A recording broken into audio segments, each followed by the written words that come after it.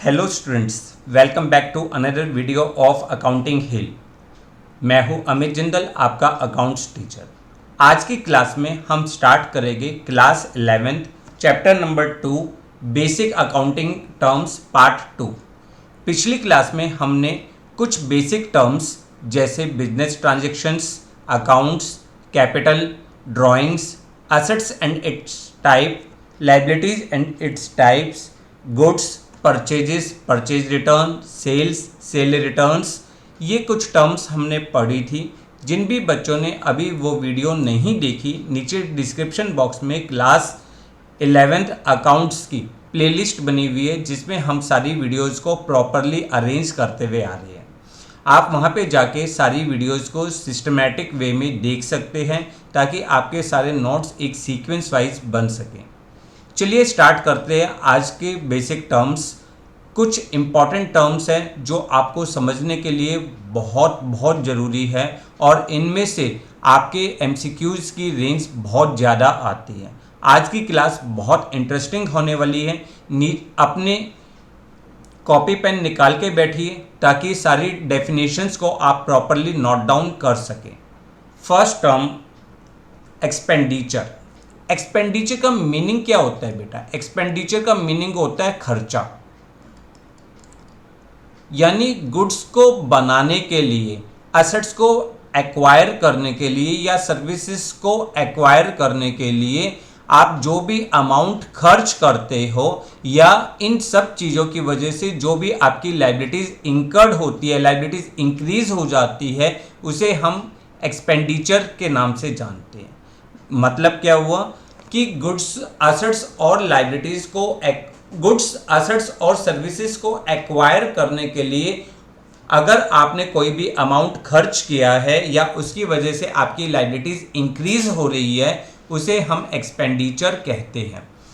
Amount spend, या तो आपका पैसा खर्च हो गया हो और liabilities incurred for acquiring the assets, assets को एक्वायर करने के लिए, गुड्स को एक्वायर करने के लिए और सर्विसेज को एक्वायर करने के लिए जो भी आपने खर्चा किया या लायबिलिटीज को इंक्रीज किया, उसे हम एक्सपेंडिचर के नाम से जानते हैं। अब expenditures are divided into 3 categories. ये आपके लिए बहुत इंपॉर्टेंट पॉइंट है। एक्सपेंडिचर को हम 3 पार्ट्स में डिवाइड किया है।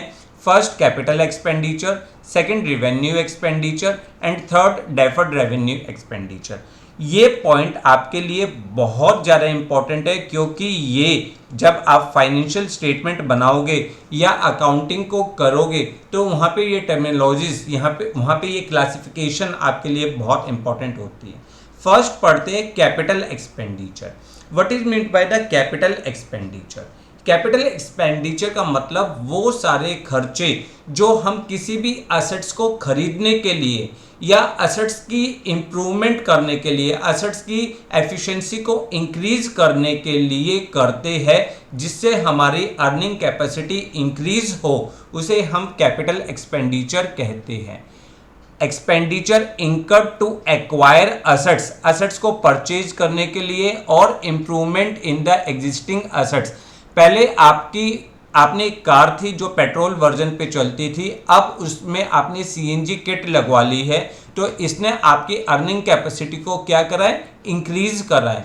तो ये खर्चा कौन सी कैटेगरी में आएगा आपका? ये आएगा कैपिटल एक्सपेंडिचर की कैटेगरी में, क्योंकि इससे हमारी अर्निंग कैपेसिटी इंक्रीज होती है। क्लियर? एसेट्स को एक्वायर करने के लिए, एसेट्स को परचेज करने के लिए, साथ ही साथ एसेट्स में कोई इम्प्रूवमेंट करते हैं उसके लिए, या आपने किसी एसेट्स में कोई एक्सटेंशन किया है, एसेट्स को फर्स्ट टाइम यूज होने तक का सारा खर्चा आपका कैपिटल एक्सपेंडिचर कहलाएगा। ये इस एक्सपेंडिचर का बेनिफिट हमें लॉन्ग पीरियड तक मिलता है। इस जैसे 1 साल से ज़्यादा। अब आपने मशीन खरीदी, क्या उसका बेनिफिट एक शॉर्ट पीरियड के लिए मिलेगा? नहीं, जितने भी टाइम उस मशीन की लाइफ होगी, जैसे 10 साल 15 साल, वहाँ तक आपको उसका बेनिफिट मिलेगा। इसे हम कहते हैं कैपिटल एक्सपेंडिचर। कैपिटल एक्सपेंडिचर के आपके एग्जाम्पल्स क्या हो सकते हैं? Purchases of plant and machinery, furniture, ये सारे खर्चे जो आपके एसेट्स की वैल्यू को इंक्रीज करते हैं वो सारे खर्चे कैपिटल एक्सपेंडिचर की कैटेगरी में आते हैं। अब यहाँ पे एक बहुत इंपॉर्टेंट पॉइंट है कि कैपिटल एक्सपेंडिचर आपकी फाइनेंशियल स्टेटमेंट जब आप बनाते हो, फाइनेंशियल स्टेटमेंट जिसमें आप ट्रेडिंग अकाउंट बनाते हो, प्रॉफिट एंड लॉस अकाउंट बनाते हो और बैलेंस शीट बनाते हो, तो जितने भी कैपिटल एक्सपेंडिचर है ये आपके बैलेंस शीट के एसेट साइड में आएंगे, बैलेंस शीट के एसेट साइड में, यानी these expenditure are shown in the balance sheet. तो मीनिंग क्लियर हुआ आपको कि कैपिटल एक्सपेंडिचर का मतलब जो भी खर्चे हमारे एसेट्स की वैल्यू को इंक्रीज करते हैं जिससे हमारी अर्निंग कैपेसिटी इंक्रीज हो उसे हम कैपिटल एक्सपेंडिचर कहते हैं। इनका बेनिफिट लॉन्ग टर्म्स तक मिलता है और ये नॉन रिकरिंग नेचर होते हैं। एक वर्ड बोल रहा हूं मैं आपके लिए, बहुत इंपॉर्टेंट है, non recurring nature. Non recurring nature का मतलब क्या है? ये खर्चे बार बार नहीं होते, कभी कभी होते हैं, इसलिए इनको हम बैलेंस शीट में शो करते हैं। क्लियर? नेक्स्ट एक्सपेंडिचर है आपका रिवेन्यू एक्सपेंडिचर। रिवेन्यू एक्सपेंडिचर किसे कहते हैं? डे टू डे एक्सपेंसेस, जो खर्चे आपके बिजनेस रूटीन में रेगुलर वे में होते हैं यानी रिकरिंग वे में होते हैं, जो खर्चे आपके रेगुलर वे में होते हैं, रिकरिंग नेचर के खर्चे होते हैं, जिसका बेनिफिट आपको शॉर्ट पीरियड तक मिलता है, उसे हम रिवेन्यू एक्सपेंडिचर्स कहते हैं। ये खर्चे आपकी अर्निंग कैपेसिटी को इंक्रीज नहीं करते बल्कि उसको मेंटेन करने में आपकी हेल्प करते हैं। Means expenditure incurred the benefit of which is consumed or exhaust within the accounting period। Same accounting period में इसका बेनिफिट खत्म हो जाता है। Such expenses do not increase the earning capacity, ये हमारी अर्निंग कैपेसिटी को इंक्रीज नहीं करते but only helps in maintaining the earning capacity। आपने एक मशीन खरीदी, अब उस मशीन को चलाने के लिए लेबर चाहिए, लेबर को जो आप वेजेस पे करोगे that is revenue expenditure. Electricity bill भरते हो, कार्टेज पे करते हो, कन्वेंस पे करते हो, लाइटिंग एंड वाटर बिल जो पे करते हो, ये सारे खर्चे आपके रिवेन्यू एक्सपेंडिचर कहलाते हैं, यानी बिजनेस रूटीन में रेगुलर होने वाले खर्चे जिसका बेनिफिट शॉर्ट पीरियड में मिलता है उसे हम रिवेन्यू एक्सपेंडिचर कहते हैं। एग्जाम्पल क्या हो जाएंगे? Salaries, rent, cost of goods sold, electricity, इसके अलावा क्या आ सकता है? एडवर्टाइजमेंट, ये सारे खर्चे आपके रिवेन्यू एक्सपेंडिचर कहलाते हैं और ये शॉर्ट पीरियड के लिए होते हैं, इसका बेनिफिट शॉर्ट पीरियड के लिए मिलता है। तो these are shown on the debit side of trading and profit and loss. ये ट्रेडिंग और प्रॉफिट एंड लॉस अकाउंट के डेबिट साइड में आते हैं। ये पॉइंट्स जो है बेटा, ये आने वाले चैप्टर्स में जब हम धीरे धीरे आगे अकाउंट्स के चैप्टर्स को बढ़ाएंगे तो आपको बहुत ज़्यादा क्लियर होगा। क्लियर? अब थर्ड खर्चा होता है deferred revenue expenditure. Deferred revenue expenditure, अब देखो ये खर्चे वो खर्चे होते हैं जो वैसे तो रिवेन्यू नेचर के होते हैं बट इनका बेनिफिट एक साल से ज़्यादा मिले तो उसे हम डेफर्ड रेवेन्यू एक्सपेंडिचर कहते हैं। फॉर एग्जांपल मैंने अभी आपको बताया कि एडवर्टाइजमेंट आपके लिए क्या है? रिवेन्यू एक्सपेंडिचर है, बट जब आप ह्यूज अमाउंट स्पेंड करते हो एडवर्टाइजिंग पे, जैसे मान के चलिए आपका एक बिजनेस है, आपने उसमें सिंपल सी एडवर्टाइजिंग करी, होर्डिंग्स वगैरह लगा दिए, पैम्पलेट्स वगैरह डिस्ट्रीब्यूट कर दिए, इसका बेनिफिट आपको एक शॉर्ट पीरियड तक मिलता है। बट अगर आप अपनी फर्म की एडवर्टाइजिंग के लिए मान के चलिए किसी सेलिब्रिटीज़ को हायर करते हैं, हमारे एग्जाम्पल में हम मान लेते हैं कि हमने MS धोनी को अपनी फर्म के लिए एडवर्टाइजिंग के लिए कॉन्ट्रैक्ट दिया है 3 इयर्स का और इसके लिए हमने अमाउंट स्पेंड किया है 30 लाख रुपीज़। अब ये 30 लाख रुपीज़ जो हमने खर्च किया है इसका बेनिफिट हमें कितने साल मिल रहा है? इसका बेनिफिट हमें मिल रहा है 3 साल के लिए।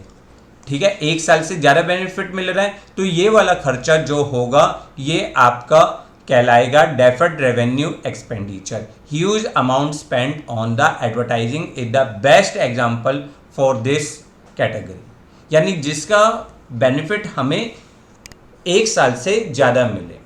क्लियर। अब यहाँ पे समझने वाली बात है कि हमने क्या पढ़ा, हमने पढ़ा कि हमने अपने एक्सपेंडिचर को 3 पार्ट्स में डिवाइड किया है, कैपिटल, रिवेन्यू और डेफर्ड रेवेन्यू। हमने अपने जितने भी खर्चे हैं इनको 3 पार्ट्स में डिवाइड किया। अब इसके क्वेश्चंस किस तरीके से आ सकते हैं, हो सकता है डायरेक्ट डेफिनेशन आ जाए, आपको तीनों हिंट दिया और चौथा दे दिया हो नन ऑफ दिस, तो आपको डेफिनेशन के अकॉर्डिंग एमसीक्यू आ जाएगा, या आपको कुछ एग्जांपल्स दे देंगे, उसमें से कह देंगे पिक द ऑड वन। मान लो आपको दिया है salary, electricity bill, audit fees और साथ ही साथ दे दिया परचेजेस ऑफ मशीनरी। तो यहाँ पे जो परचेजेस ऑफ मशीनरी है this is the capital expenditure, बाकी तीनों आइटम्स आपके लिए रिवेन्यू एक्सपेंडिचर है। तो आप इसको क्लासिफाई मतलब इसको सर्कल कर दोगे। तो ये आपके कुछ एमसीक्यूज है जो हम अपने प्रैक्टिस में करेंगे। फिलहाल हमने मीनिंग क्लियर किया कि expenditures are divided into the 3 categories, capital expenditure जिसका बेनिफिट हमें लॉन्ग टर्म्स मिलता है, रिवेन्यू एक्सपेंडिचर जिसका बेनिफिट हमें शॉर्ट पीरियड मिलता है, और डेफर्ड रेवेन्यू जो होते तो रिवेन्यू नेचर के है बट इसका बेनिफिट हमें 1 साल से ज़्यादा मिलता है। Clear, confirm. नेक्स्ट आता है आपके लिए रिसीप्ट्स। अब रिसीप्ट्स का मतलब क्या है कि जो भी आपने अमाउंट रिसीव्ड कर लिया और receivable for selling goods and services और असेट्स, आपने जितना भी अमाउंट रिसीव्ड कर लिया या अभी आपको मिलना है, कैसे, by selling of the assets, assets को बेचकर, गुड्स को बेचकर, अपनी सर्विसेज को रेंडर करके जो भी अमाउंट आपने रिसीव्ड या रिसीवेबल है उसे हम रिसिप्ट्स की कैटेगरी में डालते हैं। रिसिप्ट्स को हमने 2 पार्ट्स में डिवाइड किया है, revenue receipts and capital receipts. अब रिवेन्यू रिसिप्ट की बात करते हैं तो रिवेन्यू रिसिप्ट कहते किसे है, अमाउंट रिसीव्ड और रिसीवेबल, या तो आप अमाउंट रिसीव्ड कर चुके हो या रिसीवेबल। सर ये अभी रिसीवेबल का क्या मतलब होता है बेटा, इस चीज को हम नेक्स्ट चैप्टर में जब हम एक्रूअल बेसिस कंसेप्ट करेंगे तो आपको क्लियर होगा कि जितने भी आपके ट्रांजैक्शंस हैं जो इस साल से रिलेटेड है, चाहे वो कैश में सेटल हुए हो या नहीं हुए हो, हम उसको रिकॉर्ड करते हैं। उसी कंसेप्ट के बेस पे अगर कोई आपको अमाउंट रिसीवेबल है जो इस पीरियड से इस पीरियड में आपको मिलना है, उसे हम रिकॉर्ड करेंगे। तो अमाउंट रिसीव्ड और receivable in normal course of business is known as the revenue receipts. इसे हम रिवेन्यू रिसीप्ट्स कहते हैं। It is recurring in nature. ये आपके लिए क्या होता है, रिकरिंग नेचर का होता है, बार बार आपको मिलता रहता है। For example sale of goods, आपके असेट गुड्स को बेचकर जो पैसा आता है, commission, fees received, interest received, dividend received, ये सारे पॉइंट्स आपके लिए रिवेन्यू रिसीप्ट्स होते हैं। They are shown in the profit and loss account. ये कहाँ पे शो होते हैं, ट्रेडिंग अकाउंट या प्रॉफिट एंड लॉस अकाउंट में शो होते हैं। ठीक है, इसी की तरह एक होती है आपकी कैपिटल रिसीप्ट्स। कैपिटल रिसीप्ट्स किसे कहते हैं, जो रिवेन्यू नेचर की नहीं होती, यानी जो नॉन रिकरिंग नेचर होती है, नॉन रिकरिंग नेचर होती है। नॉन रिकरिंग नेचर का मतलब क्या हुआ बेटा, नॉन रिकरिंग नेचर का मतलब हुआ कि जो अमाउंट आप रिसीव्ड करते हो by selling the fix assets. Fix assets के आप बार बार बेचते हो नहीं, कभी कभी फिक्स एसेट्स बेचा जाता है। तो फिक्स एसेट्स के से जो आप रिसीव्ड कर रहे हो अमाउंट, या bye the way of loan या कैपिटल इंट्रोड्यूस बाय ऑनर, ये सारा अमाउंट जो होता है नॉन रिकरिंग नेचर होता है। और इस तरह के अमाउंट्स को हम कहते हैं कैपिटल रिसीव्ड्स। अमाउंट रिसीव्ड और receivable against the transactions which are not revenue in nature, जिसके एग्जाम्पल्स हमने पढ़े, amount received from sale of fix assets, amount received by the way of loan, amount capital introduce by the owner. These are shown in the balance sheet. ये कहाँ पे show किए जाते हैं, ये आपके बैलेंस शीट में शो होते हैं। क्लियर। फिर नेक्स्ट पॉइंट आता है आपके लिए एक्सपेंसेस। देखो अभी हमने क्या पढ़ा, एक्सपेंडिचर, दूसरा हमने पढ़ा रिसीप्ट्स। अब होता है एक्सपेंसेस। एक्सपेंसेस का मतलब भी क्या है, खर्चा। यानी एक्सपेंसेस मींस गुड्स को बनाने के लिए, गुड्स को बेचने के लिए, सर्विसेज को हायर करने के लिए या सर्विसेज को रेंडर करने के लिए जो भी आपकी टोटल कॉस्ट लगती है उसे हम एक्सपेंसेस की फॉर्म में जानते हैं। Expenses is the cost incurred in producing and selling the goods and services. आप गुड्स को बेचकर और सर्विसेज को बनाने में जो भी पैसा खर्च होता है उसे हम एक्सपेंस की कैटेगरी में डालते हैं। अब एक्सपेंसेस के कौन कौन से पॉइंट इंक्लूड किए जाते हैं, जैसे कॉस्ट ऑफ गुड्स सोल्ड, जो भी आपने गुड्स बनाए उसकी क्या कॉस्ट है, amount paid for rent, commission, salaries, interest etcetera, decline in value of assets, depreciation on assets जैसे होते हैं उसे हम एक्सपेंस की कैटेगरी में डालते हैं। प्रोविजन फॉर डाउटफुल डेब्ट्स, ये सारे पॉइंट्स आपके एक्सपेंसेस की कैटेगरी में आते हैं। क्लियर?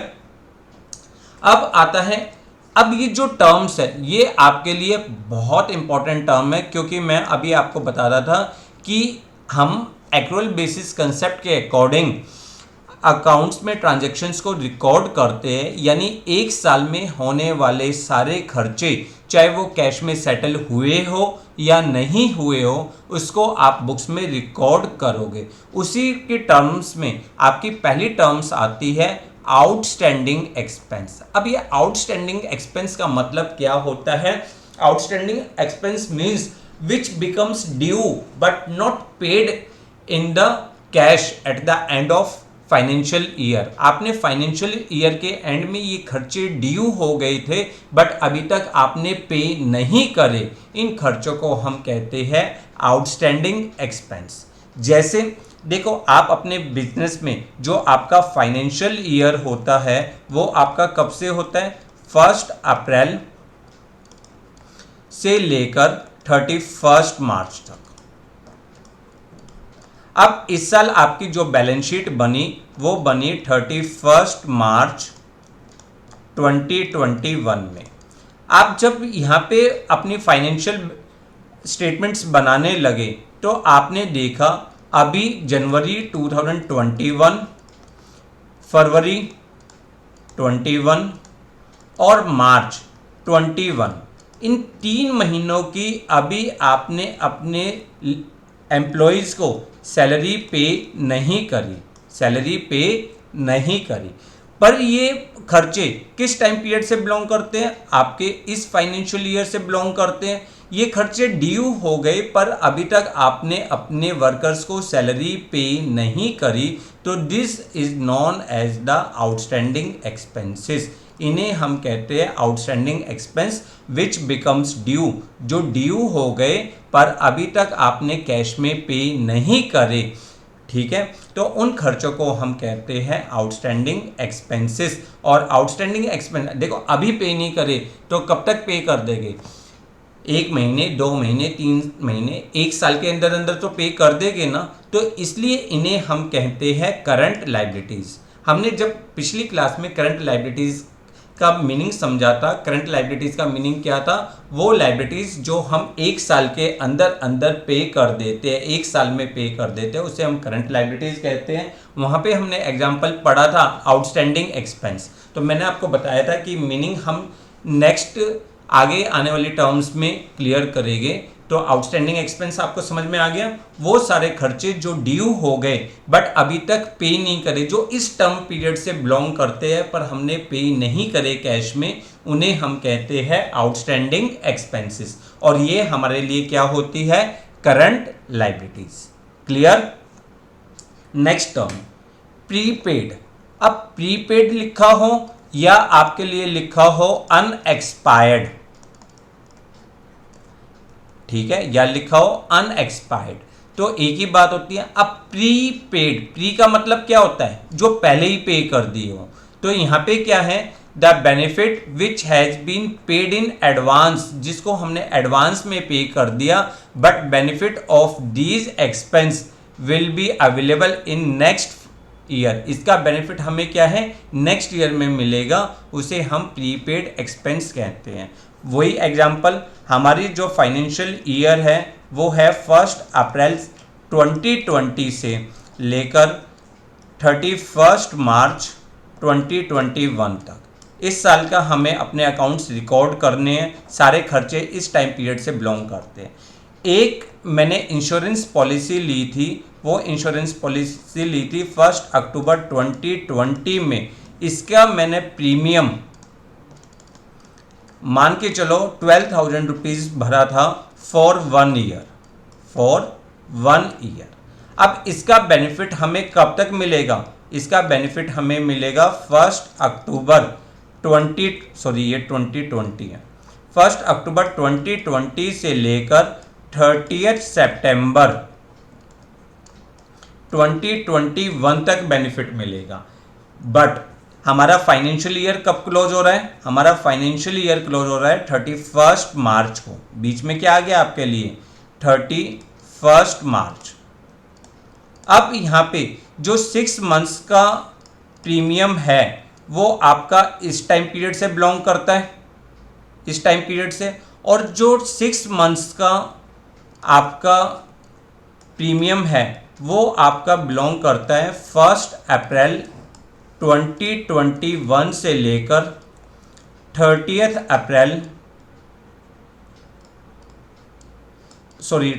सितंबर 2021। अब ये 6 महीने का जो प्रीमियम है ये आपके लिए कौन सा प्रीमियम है बेटा? ये प्रीमियम है एडवांस प्रीमियम, जिसका बेनिफिट हमें नेक्स्ट ईयर मिलेगा। तो इस तरह के खर्चों को हम कहते हैं प्रीपेड एक्सपेंसेस, यानी वो सारे खर्चे जो हमने एडवांस में पे कर दिए बट इसका बेनिफिट हमें नेक्स्ट फाइनेंशियल ईयर में मिलेगा, उसे हम कहते हैं प्रीपेड एक्सपेंस। और ये हमारे लिए क्या होते हैं? करंट असेट्स होते हैं। These are known as the current assets. तो आपको ये दोनों टर्मिनोलॉजीज बहुत इंपॉर्टेंट अच्छी तरह से मालूम होनी चाहिए। आउटस्टैंडिंग एक्सपेंस जो ड्यू हो गए पर अभी तक पे नहीं करे वो आपके लिए करंट लायबिलिटीज होती हैं, और प्रीपेड जो ड्यू नहीं हुए थे बट आपने एडवांस में पे कर दिए वो आपके लिए क्या होता है? Current assets. Clear? Next topic, revenue. Revenue का मतलब क्या होता है? Amount received from sale of goods और रेंडरिंग द सर्विसेज। जो भी अमाउंट आप रिसीव्ड करते हो बाय सेलिंग गुड्स या अपनी सर्विसेज को प्रोवाइड करके, उसे हम रिवेन्यू कहते हैं। सिंपल सा एग्जांपल है, सेल ऑफ गुड्स हो गया, रेंट हो गया, कमीशन हो गया। अब क्या ये रिवेन्यू आपके लिए इनकम है? मान के चलिए आपने अमाउंट रिसीव्ड किया बाय सेलिंग गुड्स। आपने गुड्स को बेचकर 1 लाख रुपीज़ अमाउंट रिसीव्ड करा। क्या ये आपके लिए इनकम है? नहीं, ये आपके लिए रिवेन्यू है। देखो, रिवेन्यू और इनकम में समझने की कोशिश करना। रिवेन्यू का मतलब होता है amount received from sale of goods और सर्विसेज। जो भी आप गुड्स को और सर्विसेज को बेचकर, सर्विसेज को रेंडर करके जो भी अमाउंट रिसीव्ड करते हो उसे रिवेन्यू कहते हैं। It is not our income, ये हमारी इनकम नहीं है, because it includes the cost of production also, cost of goods also. ये इसमें देखो 1 लाख मेरी इनकम नहीं है, 1 लाख तो मैंने टोटल अमाउंट रिसीव्ड किया। इसमें से जब मैं अपने एक्सपेंसेस को माइनस करूंगा तो वो मेरे लिए इनकम होगी। तो नेक्स्ट डेफिनेशन जो है इनकम, इनकम का मीनिंग क्लियर हो गया हमें। Excess of revenue over the expenses, जब मैं अपनी रिवेन्यू में से अपने खर्चों को माइनस करूंगा उसे मैं कहता हूं इनकम। क्लियर? नेक्स्ट आता है एक्रूड इनकम। ये भी आपके एक्रूअल बेसिस कंसेप्ट के लिए बहुत इंपॉर्टेंट है। मैंने आपको बताया एक्रूअल बेसिस में जो ट्रांजैक्शंस इस पीरियड से रिलेट करते हैं, चाहे वो कैश में सेटल हुए हो या नहीं हुए हो, हम उसको रिकॉर्ड करेंगे। उसी तरीके से जो भी इनकम हमने अर्नड कर ली, जो भी इनकम हमने अर्नड कर ली पर अभी तक रिसीव्ड नहीं करी, income earned but not received during the accounting period is known as the accrued income. Clear? मैंने गुड्स को सोल्ड आउट कर दिया पर अभी तक डेटर से मेरा अमाउंट रिसीव्ड नहीं हुआ, या मैंने कहीं पे इन्वेस्टमेंट कर रखी थी डिबेंचर्स पे इन्वेस्टमेंट कर रखी थी, वहाँ मेरा इंटरेस्ट ड्यू हो गया पर अभी तक मेरे अकाउंट में नहीं आया, उसे हम कहते हैं एक्रूड इनकम, यानी अर्नड बट नॉट रिसीव्ड, और it is in current assets for us, हमारे लिए करंट असेट्स है, क्योंकि कुछ टाइम पीरियड में, एक साल के अंदर अंदर ये सारी आइटम्स आपकी कैश में रियलाइज हो जाएगी। क्लियर। नेक्स्ट टर्मिनोलॉजीज होती है एडवांस इनकम। अब एडवांस का मतलब क्या है? एडवांस का मतलब है unearned income. Unearned income, unearned income का मतलब क्या है? Income which has been received, जो रिसीव्ड तो हो गई है पर अभी इस टाइम पीरियड से बिलोंग नहीं करती। कई बार होता है कि कुछ इनकम्स हमें एडवांस में आ जाती हैं बट वो नेक्स्ट टाइम पीरियड से बिलोंग करती है, तो उसे हम कहते हैं एडवांस इनकम। जैसे अगर हम अपना एग्जांपल वही बनाएं, 1 अप्रैल 2020 हमारा फाइनेंशियल ईयर यहाँ से स्टार्ट होकर 31 मार्च 2021 हमारा फाइनेंशियल ईयर है। अब जनवरी 2021 में मैंने एक बिल्डिंग किराए पे दे रखी थी, उससे मैंने रेंट रिसीव्ड किया ₹12,000 फॉर 6 मंथ्स। अब ये जो 6 मंथ्स है, इसमें से 3 मंथ्स तो मेरे करंट फाइनेंशियल ईयर से बिलोंग करते हैं, ये करंट ईयर से बिलोंग करते हैं, और इसमें जो नेक्स्ट 3 मंथ्स है वो मेरे कब से बिलोंग करते हैं? वो बिलोंग करते हैं 1 अप्रैल 2021 से लेकर अप्रैल मई जून 30 जून 2021। अब ये वाली इनकम मैंने क्या कर ली? रिसीव्ड तो कर ली बट ये नेक्स्ट फाइनेंशियल ईयर से बिलोंग करती है, तो it is in liabilities for us. हमारे लिए क्या बन जाएगी बेटा? लाइबिलिटीज़ बन जाएगी। और कौन सी लाइबिलिटीज़ बन जाएगी? करंट लाइबिलिटीज़ बन जाएगी, क्योंकि इसके अगेंस्ट हमें कुछ भी काम एक साल के अंदर अंदर करना होता है। तो आपने आज बहुत इंपॉर्टेंट 4 टर्म्स पढ़ी है। पहली इंपॉर्टेंट टर्म्स आपके लिए है आउटस्टैंडिंग एक्सपेंसेस, सेकंड है प्रीपेड एक्सपेंस, थर्ड है आपके लिए एक्रूड इनकम, और फोर्थ है आपके लिए एडवांस इनकम। ये 4 टर्मिनोलॉजीज, इनका नेचर आपको मालूम होना चाहिए, ये बहुत इंपॉर्टेंट रोल प्ले करेंगे आपके लिए। क्लियर। ये थी आज की टर्म्स, बाकी टर्म्स हम नेक्स्ट क्लास में करेंगे। जिन भी बच्चों ने अभी तक हमारे चैनल को सब्सक्राइब नहीं किया वो हमारे चैनल को सब्सक्राइब करिए, वीडियो को लाइक एंड शेयर करिए ताकि हमारा हौसला बढ़ता रहे। Thanks a lot for watching the video.